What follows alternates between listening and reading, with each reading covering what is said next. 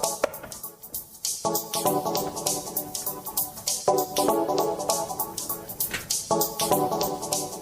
morning, greetings, friends, and welcome to The Bright Side, your nutritional program dedicated to the understanding of the vast world of nutrition and nutritional supplementation. I am your host, Pharmacist Ben, nutritional pharmacist from Boulder, Colorado. I use nutritional supplements where other healthcare practitioners use toxic pharmaceutical drugs and sometimes deadly medical procedures. If you suspect that there are natural nutritional roads to your health and vitality and well-being, and to addressing your health challenges, whatever they may be, but you don't know where to begin, you have come to the right place. As you listen to The Bright Side every day, you are more and more in control of your body, you are more and more knowledgeable, and you know you can overcome any health challenge. That is why we are here every day on The Bright Side, helping clear up the sometimes confusing world of nutrition and nutritional supplementation. Over the last 33 years of practicing pharmacy, I've seen drug-free recoveries from diabetes, hypertension, obesity, skin diseases like psoriasis, eczema, rosacea, digestive ailments, autoimmune issues of all kinds, recoveries that by the standards of modern medicine can only be called a miracle. But what is in the world of the body, what is in the world of biology, standard operating procedure. Because the human biological system is a healing system, it's a regenerating system. It is designed divinely to heal and renew itself on a moment-to-moment basis. And while some folks may call that a miracle, it really is just the way the body works. If you have questions about health, nutrition, prescription drugs, if you want to wean yourself off your meds and get on a good nutritional supplement program, we are here for you. We welcome your phone calls on The Bright Side at 844-236-6010. If you have questions about skin health or skin health products or ingredients or formulations or something you may have heard about or read about or have a comment or success story you'd like to share, we love hearing from you. 844-236-6010 is our number on The Bright Side. If you want to purchase longevity products, call 866-735-2470, 866-735-2470, or go to brightsideben.com, pharmacistben.com, or criticalhealthnews.com. Purchase longevity products right off the website, or click on the Join the Team link to sign up to join the Brightside Ben team. And don't forget to take a look at our True Skin Health products. We've got 20% off specials and also some holiday gift bags and new products up at truthtreatments.com. Truthtreatments.com. Everything your skin needs and nothing it doesn't. Truthtreatments.com. And we also have a skin health blog as well as all our various testimonials and press clippings up at truthtreatments.com. Also have videos and news stories up at brightsideben.com, pharmacistben.com, criticalhealthnews.com. All right, welcome back to The Bright Side, friends. 844-236-6010 is our number. We're talking about the skin. I've been reading a book called The Incredible Life of the Skin by I think he's a dermatologist, or he studied dermatology anyway, a guy named Monty Lyman, Lyman. He talks kind of a really interesting book for people who love skin or love skin care, but aren't necessarily scientists. It gives you a scientific perspective about the skin without getting too technical. Now, you get really technical with the skin. Skin is amazingly complicated. There are so many ways that the skin, so many various ways the skin interacts with the environment, on various levels. The skin is basically a way that the body senses, the brain senses, really. The skin is a part of the brain. Did you know the skin is like an extension of your brain? It has neurochemistry. It's a neurological system. It's also an immune system. And the skin is sensing the outside world for defense, for protection, for mood, to know whether our mood is actually at least partially the end result of sensations that are coming in through the skin. Our very mood. That's why one of the reasons why touch is so important. You have various cells in the skin that sense different aspects of the environment. You've got cells that sense very light touch. You've got cells that sense deeper touch. You've got cells that sense breaches in the skin, that sense wounds in the skin. You've got cells that sense infections in the skin. The skin is an inflammatory system. In fact, all skin diseases, like all diseases, are inflammatory diseases. We got to start looking at the skin as more than just a surface for adornment. That's basically how we look at the skin. Is we look at the skin as a surface, and that's why we don't even think twice about rubbing stuff on.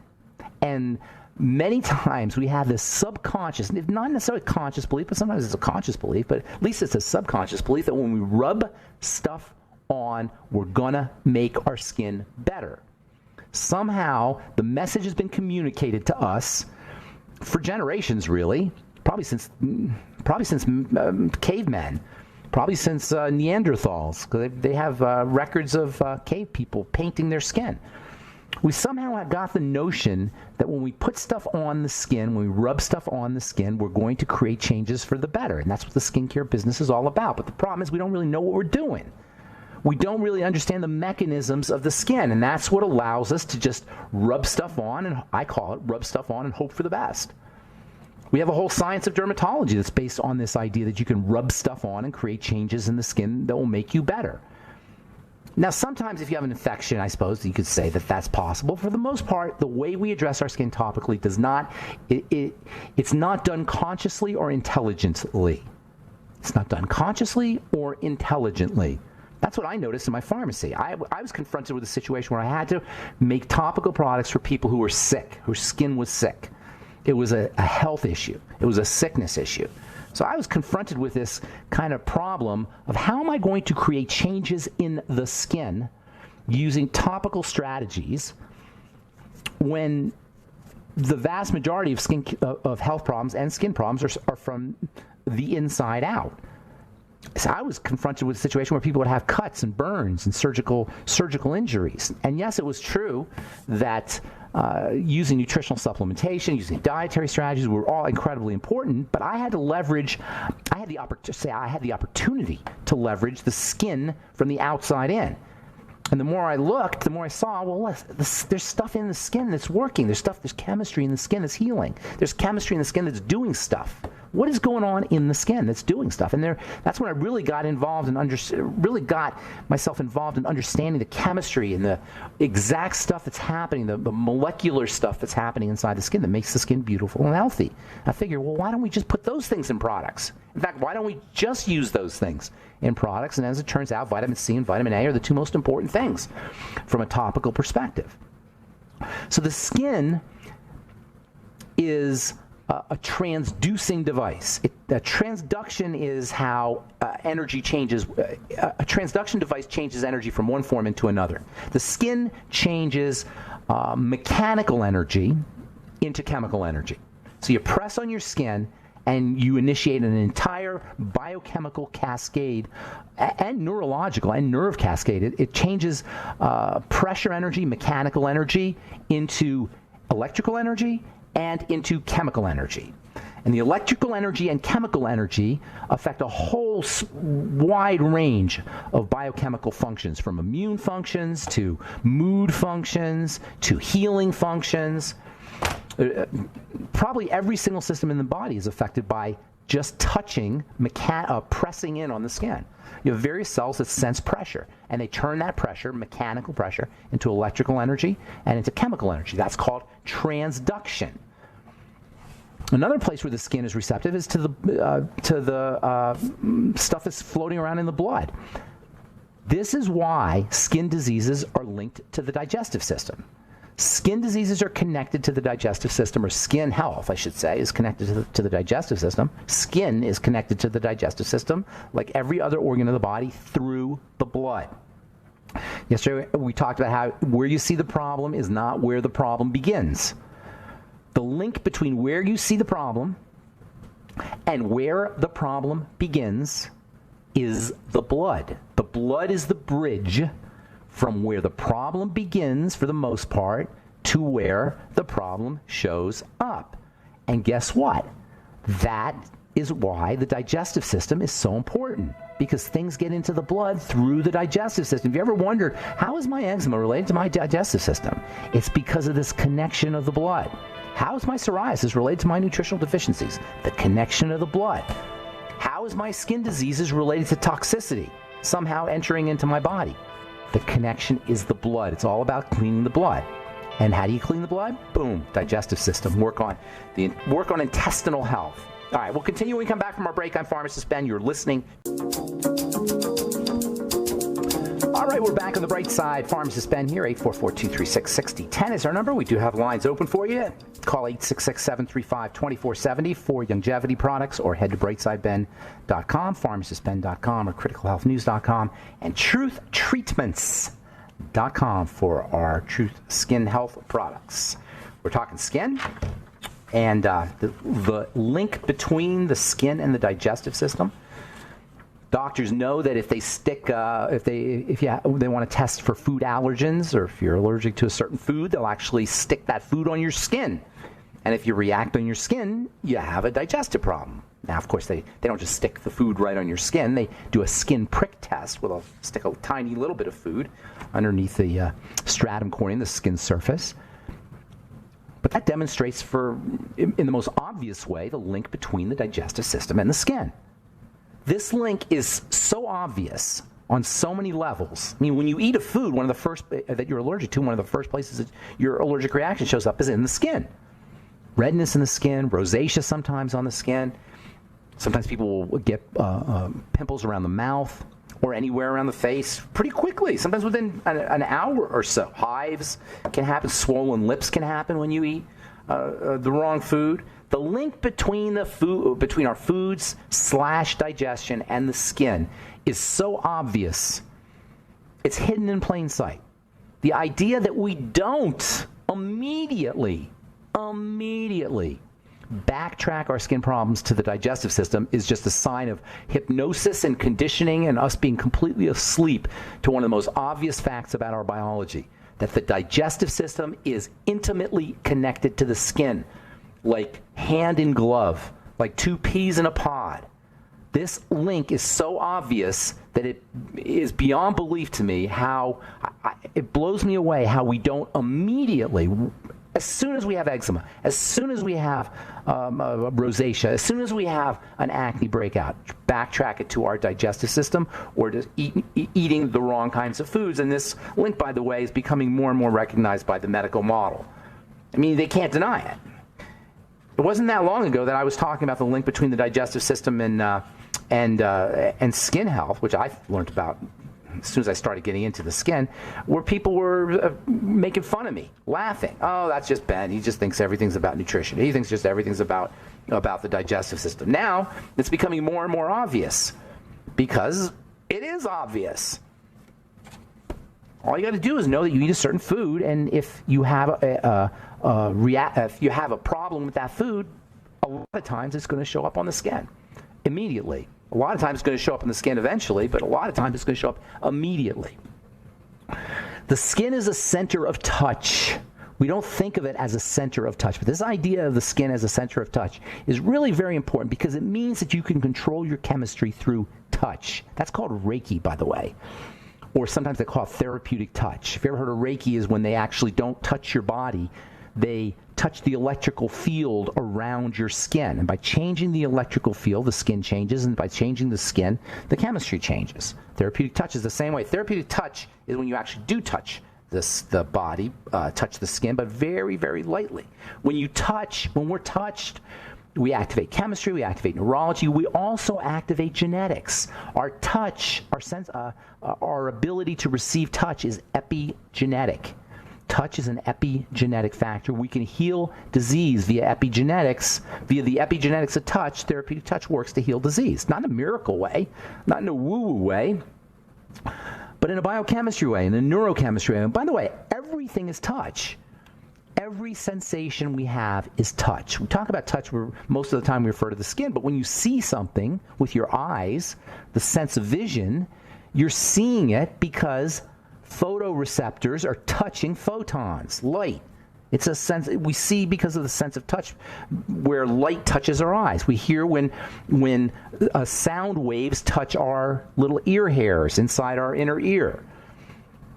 We smell when food molecules touch our sense of our taste buds on our tongue. We smell things when molecules touch our olfactory cells in our nose. So everything is really touch. Touch is how we see the world. And we can use touch in its various forms, specifically the skin touch, to put the body out of a state of disease. In fact, lack of touch or maybe the wrong kind of touch, may be a vector for dis-ease. That would mean that touch can put us in ease. Touch can make you healthy. Tree huggers. People make fun of tree huggers. You hear that term, tree hugger. Oh, he's a tree hugger. Guess what tree hugging is? Tree hugging is touching nature. Tree hugging is the electrical energy from a tree, which we can measure, touching your energy. Touch creates resonance. Touch creates harmonics. There's so many ways that touch plays a role in our health, and the skin is the quintessential organ of touch. But we don't even think twice about rubbing wax and rubbing preservatives and rubbing silicone and all kinds of various ingredients from skincare products on our skin. The less you put on your skin, the better off your skin will be. Stick to vitamins. Stick to nutrients for your skin. Of course, nutrients internally are the most important thing for your skin. When we talk about how important vitamin C is and vitamin A is, we oftentimes talk about it, at least in my business, in the skincare business, we talk about how important it is to put vitamin C in its fat-soluble form, fatty vitamin C, not the water-soluble kind, the fat-soluble kind on your skin, where it will actually migrate through your hair follicles, that's how things get, one of the ways anyway, things get into the lower levels through the follicles, and migrates down into the lower levels of the skin where the skin cells are. Vitamin A does the same thing. But internally, vitamin C and vitamin A are just as important. Scurvy, one of the signs of scurvy is skin problems and gum problems. Wrinkles can be subclinical scurvy. Gum disease can be subclinical scurvy. Could be that aging is subclinical scurvy. Osteoporosis could be subclinical scurvy. Defects in blood vessels and how blood travels through the circulatory system could be subclinical scurvy. Aging in general and skin aging in specific could be signs of subclinical scurvy. That makes vitamin C internally and vitamin C used topically, if not certainly one of the most important anti-skin aging supplements you could ever take. You should probably be taking 1,000 to 5,000 milligrams of vitamin C a day if we're really serious about using vitamin C for our skin health. And, of course, we also want to make sure we're using topical vitamin C. And then vitamin A is the same way.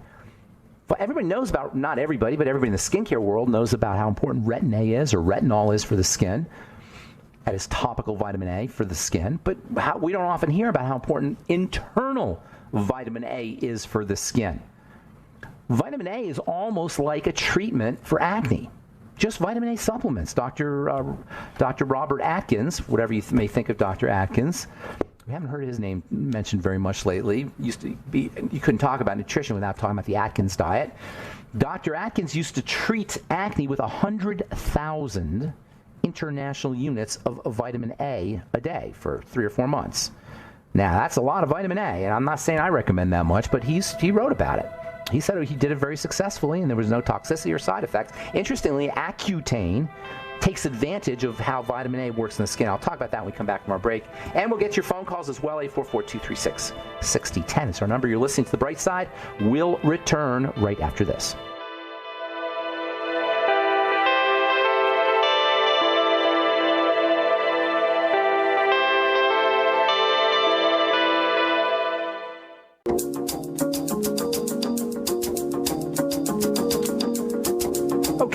On the bright side, I'm Pharmacist Ben. We're on the air Monday through Friday, 8 to 9 Pacific and 10 to 11 Central Time, and 24/7 on our archive page at brightsideben.com. You can purchase longevity products at brightsideben.com, pharmacistben.com, and criticalhealthnews.com, and our Truth Skin Health products at truthtreatments.com. We have holiday specials and holiday gift bags up at truthtreatments.com. If you haven't checked that in a while, you might want to take a look at that. And let's see what else here. 844-236-6010 is our number. We do have lines open. I want to talk a little bit, I'll finish up about vitamin A and maybe read this one other story that I got off the internet this morning. It was kind of interesting. Before we went to break, we were talking about how Accutane, which is used to treat acne, is basically vitamin A, except for one little thing.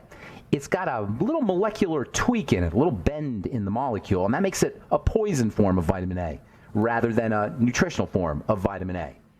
Remember, chemistry is all about tinker toys, and when you just put a little dowel somewhere or a little piece somewhere or bend something somewhere in the tinker toy shape, you can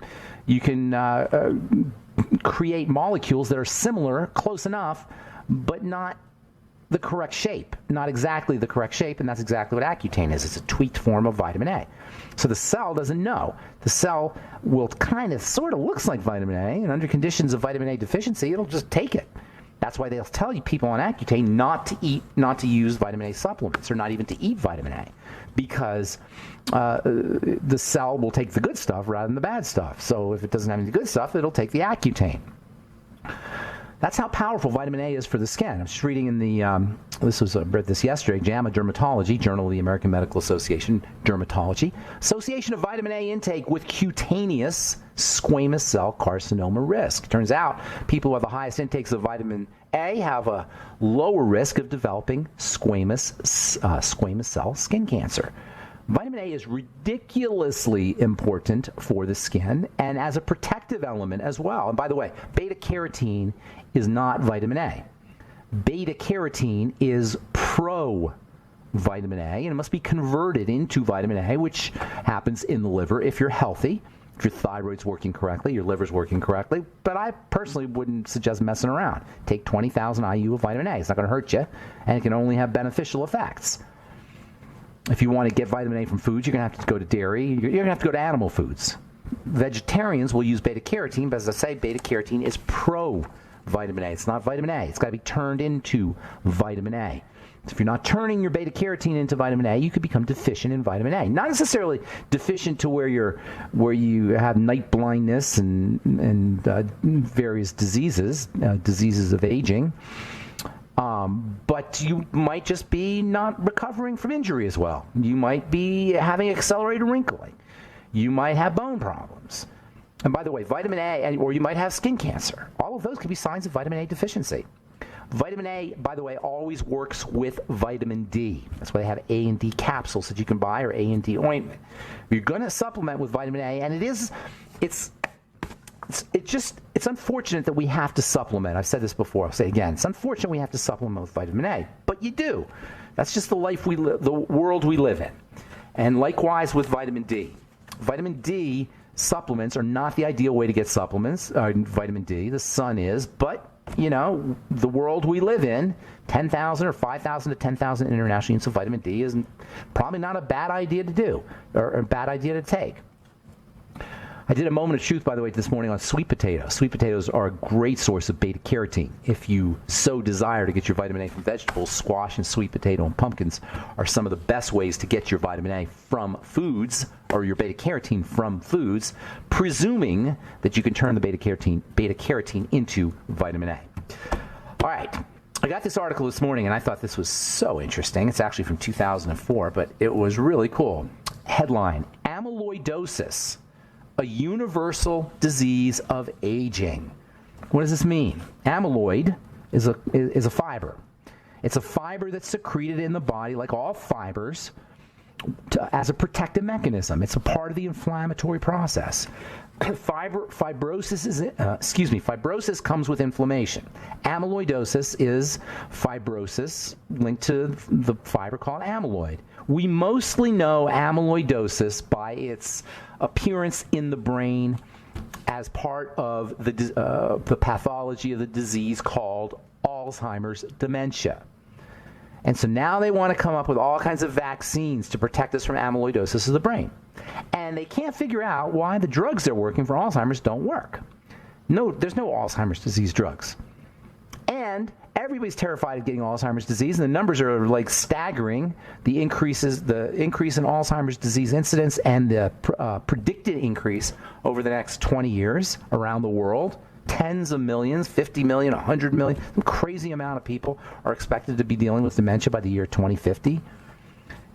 It's absolutely absurd when you think about it, if you understand that amyloid plaque is a sign of fibrosis. It's a sign of protection. It's a sign of inflammation.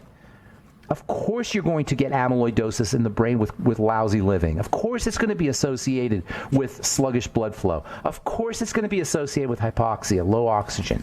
Of course it's going to be linked to diabetes. Of course there's going to be an intestinal brain connection. Why? Because fibrosis, amyloidosis, amyloid plaxiform, and Alzheimer's disease are the end result of a protective mechanism. They're the end result of the triangle of disease. That's such good news if you want to keep your brain healthy. That's such good news if you're aging and you're starting to lose your memory or cognitive abilities. And you don't have to have full-blown dementia to start to be dealing with these problems. It means that if you address your dementia or your forgetfulness or your cognitive difficulties as manifestations of the triangle of disease, as the end result of those 3 points that we talk about all the time, you could save yourself and your loved ones a lot of misery. And if you're dealing with it already, by working at the level of the triangle of disease, if you're already dealing with dementia issues, or you know somebody, or you're taking care of somebody who's dealing with dementia issues, I am guaranteeing you, if you work at the level of the triangle of disease, you will notice improvement, and quickly, within 24 hours if you do it correctly. If you have a parent or a grandparent who's dealing with dementia, God forbid, Alzheimer's dementia, or any brain health issues, Parkinson's and Alzheimer's are they're basically the same thing. They're deterioration of the brain in different parts of the brain. The mechanism is the same.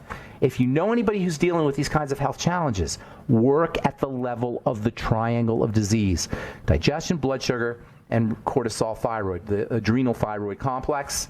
Get on a nutritional supplement program, correct digestive issues. You guys know the drill. It's just really tragic when it's Alzheimer's, because most of the time, or many times, somebody's taking care of this dementia patient, and this dementia patient is somebody that the caretaker loves and is attached to. And there's an extra tragedy associated with these kinds of illnesses, these mental illnesses. Dementia is just extreme, and I have personal experience with that, taking care of my dad. All right, 844-236-6010 is our number. Let's see if we get a call in here. Elaine in Alaska. What's up, Elaine? Good morning. Oh, hey, good morning. I hear the music. There's the music. I'm sorry. Hang on. We'll get you when we come back, okay? All right. I'm Pharmacist Ben. 844-236-6010 is our number. Got lines open. We'll return on the bright side right after this.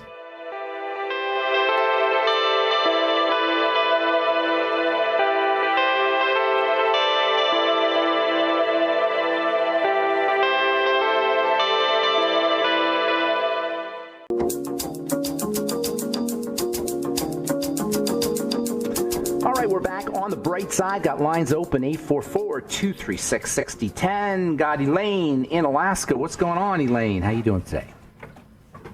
Hey, very good. How are you doing? I'm doing well, thank you. How can I... Good. What's on your mind? How can I help?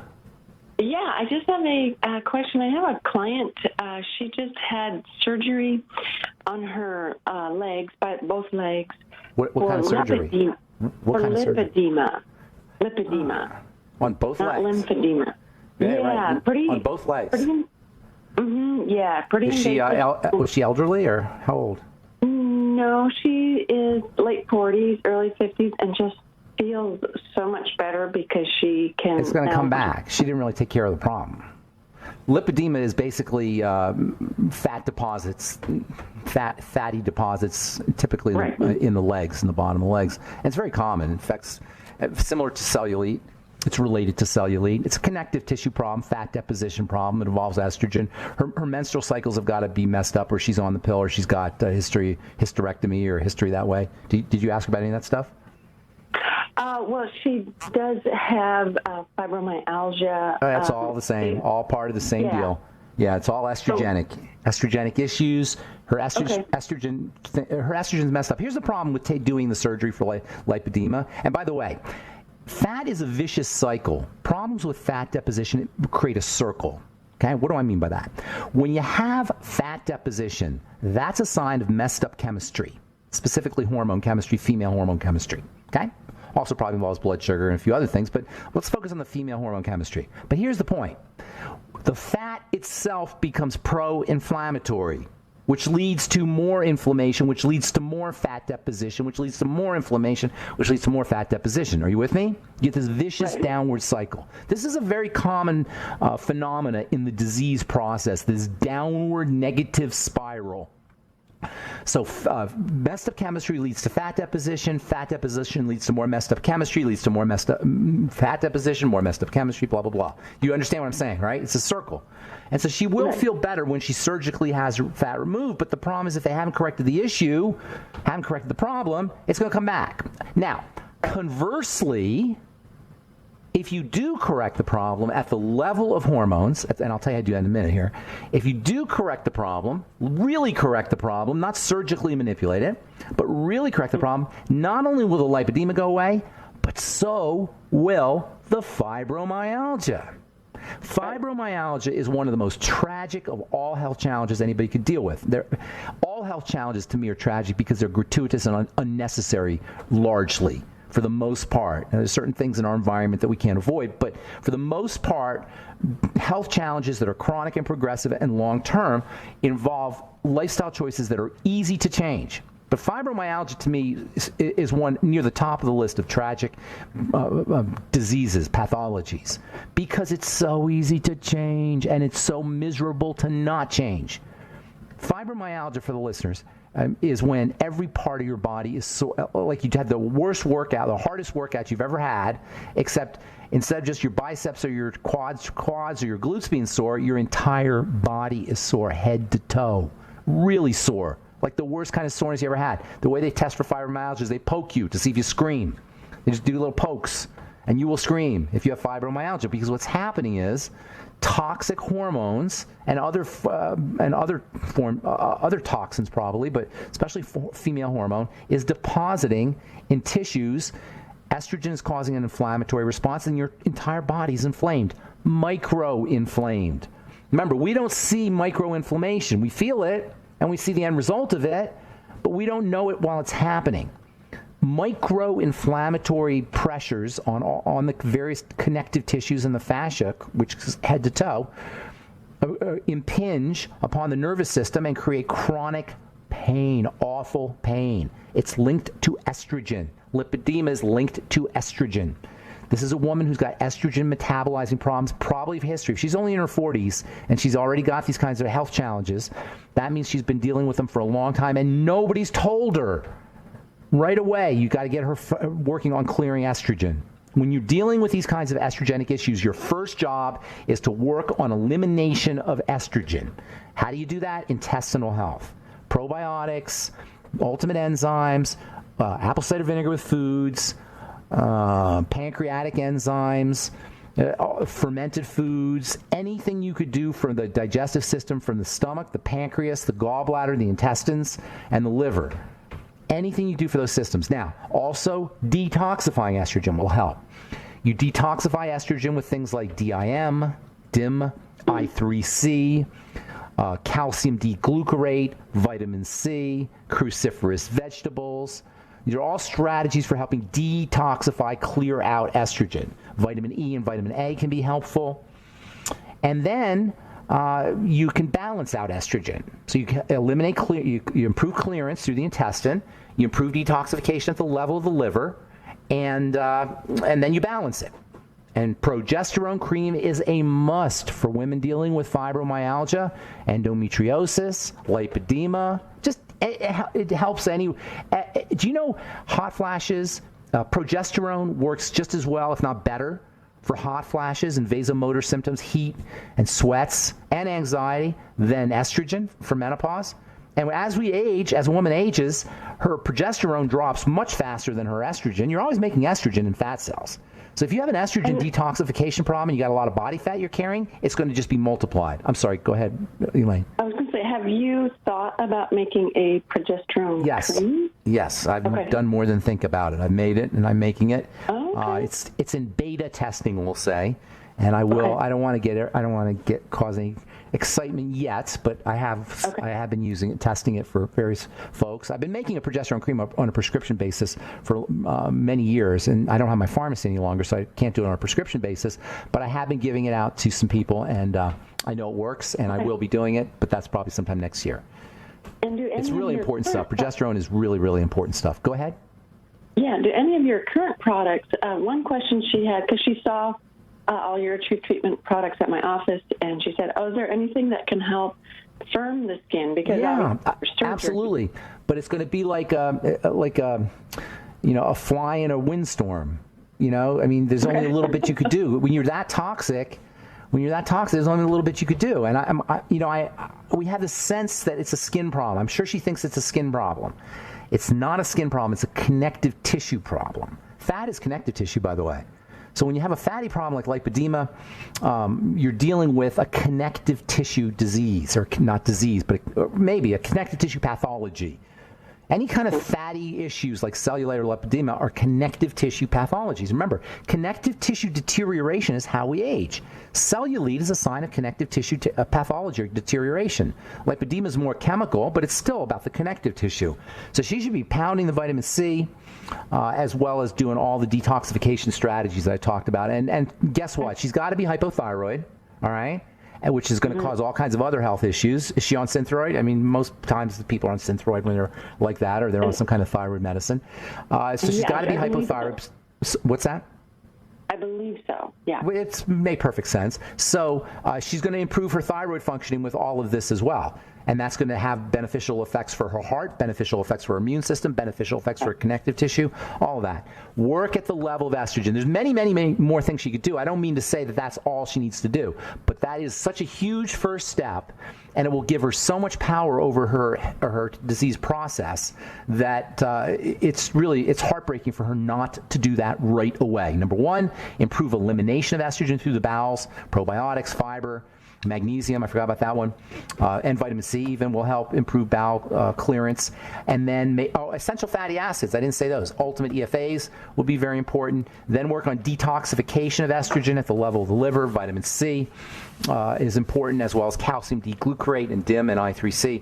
And then also making sure that she's balancing out her estrogen with something like progesterone cream. And then that's not to say slow, deep breathing, because estrogen is a stress hormone and it's going to spike her cortisol. So SDR breathing can be very helpful for her. I'm sure she feels way better. Can you massage her? Can you do body work on her? Oh, yeah. No? Yeah, we're doing some lymphatic drainage, and she's doing awesome. Yeah. Lymphatic drainage is great. Exercise. She's excited. Exercise is great. Gotta go slow. Yeah, you said, you started off, you said lipedema, not lymphedema, but they're related. Lipedema is when the fat accumulates. Lymphedema is when the lymphatic fluid accumulates. But the lipids are transported in the lymph. So they're related. Lymphatic issues and lipedema are linked. So lymphatic drainage is great. That's one of the all-time great health strategies that a non-doctor can do, that a body worker can do. And I'm a big believer in body work. So thanks so much for your call, Elaine. I really appreciate it. Thank you for all your advice. Thank you. Have a beautiful day out there in Anchorage, Alaska. And that's all the time we have for today. Thanks for listening to The Bright Side. I'm Pharmacist Ben. Have a wonderful, beautiful, awesome, spectacular day. We will talk to y'all later. Bye for now.